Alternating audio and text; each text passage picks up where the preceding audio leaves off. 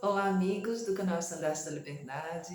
Estamos aqui mais uma vez para falar essa semana sobre o Vem Segue-me também, nosso quadro Psicologia e Espiritualidade.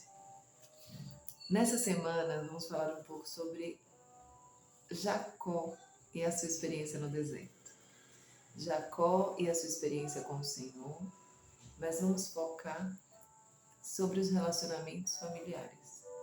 Como nós podemos aprender com essa experiência a lidar com relacionamentos familiares difíceis. Então, quero convidá-los a pensar junto comigo, né? Adoro pensar junto.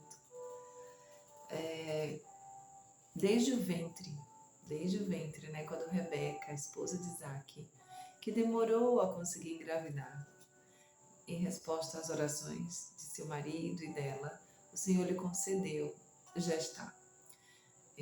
20 anos depois que eles se casaram, né? Rebeca ficou grávida de Esaú e Jacó. Eram gêmeos. E a escritura relata que desde a sua gestação, eles brigavam muito na barriga, né? Até que chegou um dia que Isaac orou ao Senhor para que eles acalmassem um pouco no ventre, né, de sua esposa.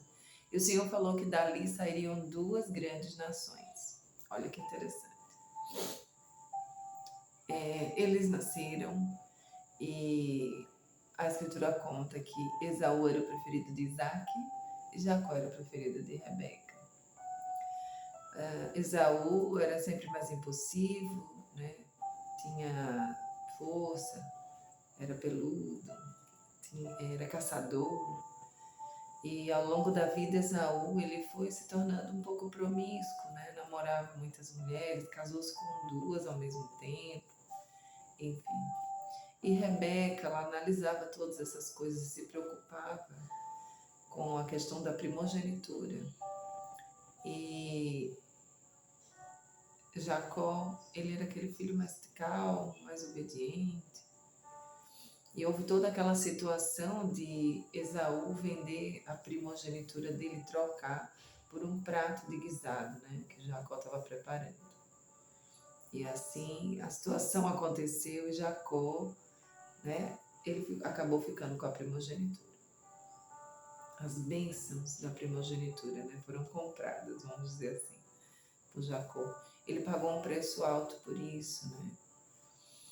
O que eu quero trazer aqui hoje é a experiência de Jacó quando ele estava no deserto e ele percebeu que adormeceu, fez de uma pedra o seu travesseiro, né? Não imagino que era uma situação fácil. Deserto traz sempre uma sensação de solidão, né? De você olhar para os lados e não ver abundância, só ver terra, calor, né? Falta de água, da fonte de vida que é a água. E bem ali naquele deserto, quando ele fez a sua oração, ele foi dormir e ele teve uma visão de ver uma escada que ia direto ao céu. E ali ele entendeu que ele não estava sozinho, que o Senhor estava com ele. Anos depois, já adultos, né, Esaú e Jacó marcaram uma reunião e a situação era angustiante, era tensa. E Jacó estava muito preocupado, mas ele se lembrou que ele podia contar com o Senhor. De novo, o Senhor estava com ele num deserto. É sobre esse aspecto que eu quero falar. Quantos de nós estamos passando por algum deserto em nossa vida? Focando em relacionamentos familiares, seja com o cônjuge, seja pais com filhos, que por alguma razão estão lhe trazendo preocupação e angústia, estão procurando viver diferente daquilo que você pensou para ele, as expectativas frustradas dentro de algum relacionamento. Vamos falar um pouco sobre isso. Como podemos aprender com Jacó? Jacó encontrou a fonte. Ele encontrou a fonte. Em alguns momentos da vida, ele encontrou a fonte. Acho muito interessante a fé de Jacó, né? Porque ele era muito apaixonado por Raquel. E quando ele foi pedir Raquel em casamento ao pai dela, o pai dela falou o seguinte: olha, eu vou precisar que você trabalhe 7 anos para casar com ela, para mostrar que você quer casar com ela. E aí você pode trabalhar 7 anos aqui para mim, depois de 7 anos você pode casar. 7 anos, 7. Ele trabalhou. Quando passaram 7 anos, Jacó chegou lá e o pai falou o seguinte: olha, a irmã mais velha dela ainda não casou. E aqui, nos costumes que nós temos, ela não pode casar sem que a irmã mais velha tenha casado. Então, primeiro você casa com Lia, trabalha mais 7 anos, aí você pode casar com Raquel. Olha só que situação.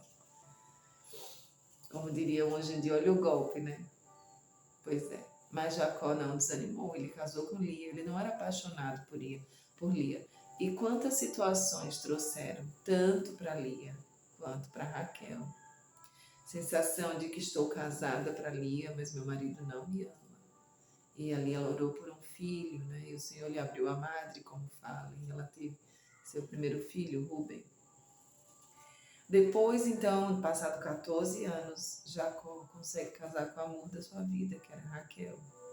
E Raquel, por sua vez, não conseguia gestar, não conseguia ter filhos. O tempo passou e Raquel pediu e orou ao Senhor para que ele abrisse a sua madre, seu ventre. E ela conseguiu gestar e ela teve José, do qual nós somos descendentes de José do Egito. O que acontece em todas essas situações? Essas pessoas procuraram pela fonte de água viva. Em todos os seus desertos, eles procuraram se conectar com a fonte. Muitas vezes a gente vai procurar primeiro aquilo que está na nossa possibilidade. Eu mesmo resolvo. Eu mesma vou tentar isso, vou tentar aquilo, vou ver métodos, vou ver. Por que não ir direto na fonte para buscar inspiração, para buscar entendimento de que caminhos nós podemos trilhar? Esse é o ponto alto.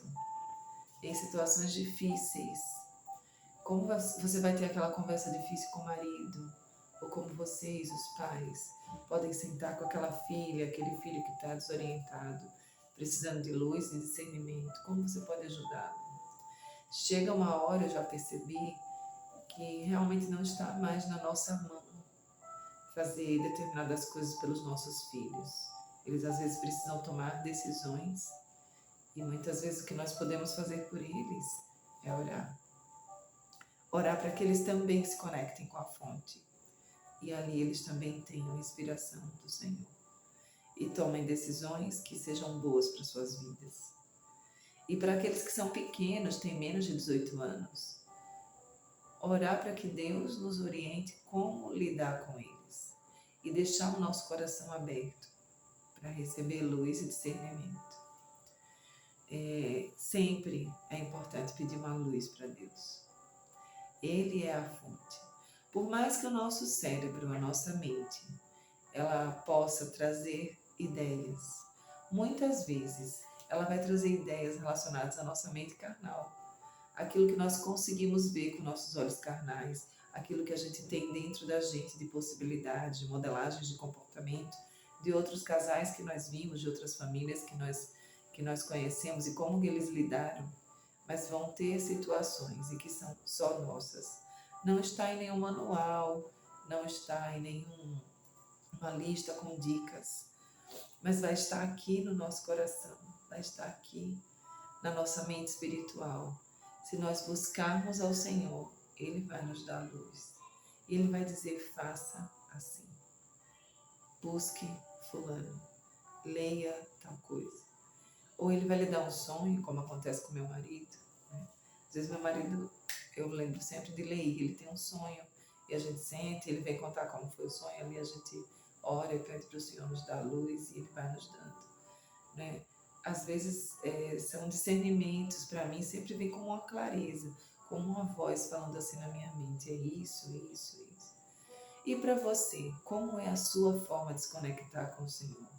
Ele pode resolver aquele problema que é tão difícil. Algumas coisas vão ajudar. Por exemplo, quando você já é adulto e você está colocando toda a sua angústia em resolver os problemas dos seus pais, que já eram grandes quando você nasceu, respire e aceite. Aceite o caminho que eles escolherem para a vida deles. Não cabe a nós, como filhos, definir o que nossos pais que vieram antes de nós fazerem.